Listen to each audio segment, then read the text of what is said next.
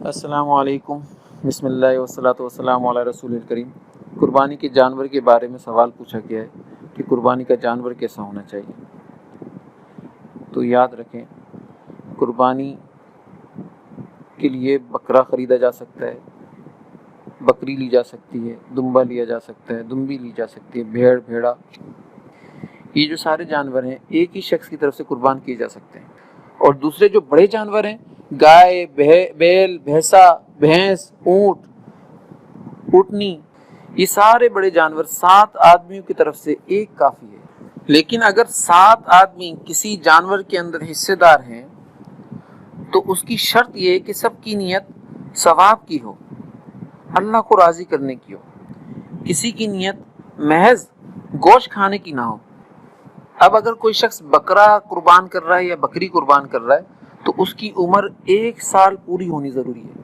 اور اس کے برخلاف اگر بھیڑ ہے اور دمبا ہے لیکن وہ اتنا فربا ہو گیا ہے اور تیار ہو گیا ہے کہ دیکھنے والے کو سال بھر کا معلوم ہو تو اس کی قربانی جائز ہے۔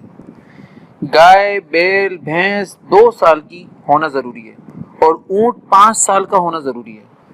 ان عمروں سے کم کے کوئی جانور ہوں گے تو ان کی قربانی صحیح نہیں ہے۔ اب اگر کوئی بیچنے والا جانور کی عمر پوری بتاتا ہے اور آپ کو ظاہری حالت سے لگتا ہے کہ یہ جو بیچنے والا یہ جھوٹ نہیں بول رہا تو پھر اس پر اعتماد کرنا جائز ہے۔ جس جانور کے سینگ پیدائشی طور پر نہ ہو یا بیچ سے ٹوٹ گیا ہو اس کی قربانی درست ہے۔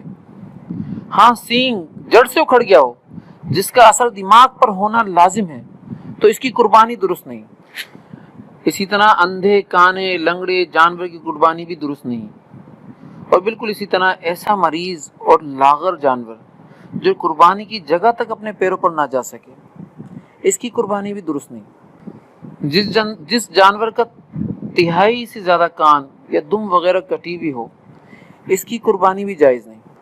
اور جس جانور کے دانت بالکل نہ ہو یا اکثر نہ ہو اس کی قربانی جائز نہیں۔ اور بالکل اسی طرح جس جانور کی کان پیدائشی طور پر بالکل نہ ہو اس کی قربانی بھی درست نہیں۔ اگر کسی نے کوئی جانور صحیح سالم خریدا تھا اور خریدنے کے بعد پھر اس میں کوئی عیب پیدا ہو گیا اور وہ عیب ایسا ہے کہ اس عیب کی وجہ سے قربانی درست نہیں ہوتی تو اگر کوئی شخص مالدار ہے، غنی ہے، صاحب نصاب ہے تو اس پر لازم ہے کہ اس جانور کے بدلے دوسرے جانور کی قربانی کرے۔ اور کوئی صاحب نصاب نہیں ہے، غریب ہے تو اس کے لیے اسی عیب دار جانور کی قربانی کرنا جائز ہے۔